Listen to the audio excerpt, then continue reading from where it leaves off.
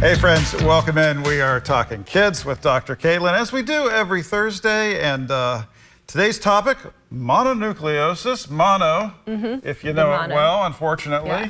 Nasty, right? Yeah, it can be for sure. Yeah.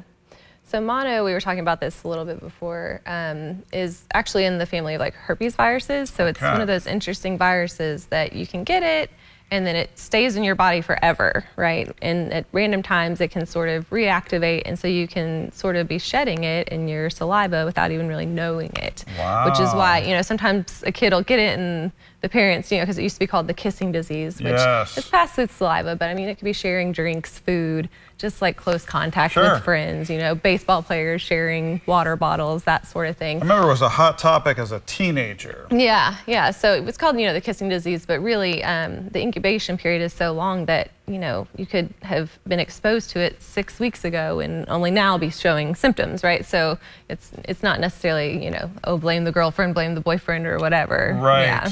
So what tips do we have to prevent it, or can we? Is it just something that we've got to deal with once it comes? So it's so common, and you know, a lot of people will get it and have very mild cases. Other people will get it and have, you know, more severe issues.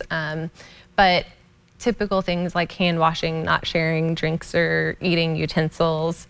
You know, if someone is sick, not kissing them, just like same thing we would say for pretty much any other thing. Yeah.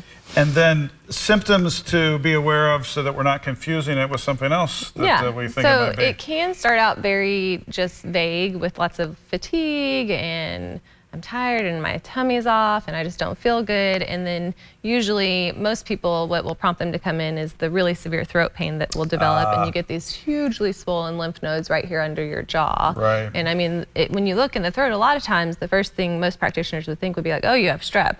They do the strep test because it looks very similar with those huge swollen pus-filled tonsils, right? And then they're like, well, you don't have strep. And the caveat with this is if you put a person with mono on antibiotics like amoxicillin, it can cause this very impressive head-to-toe rash to break out.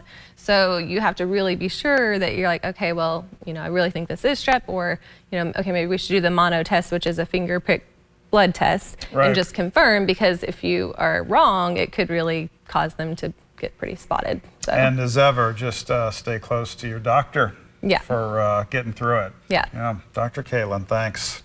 We are back with more after this. Stick around.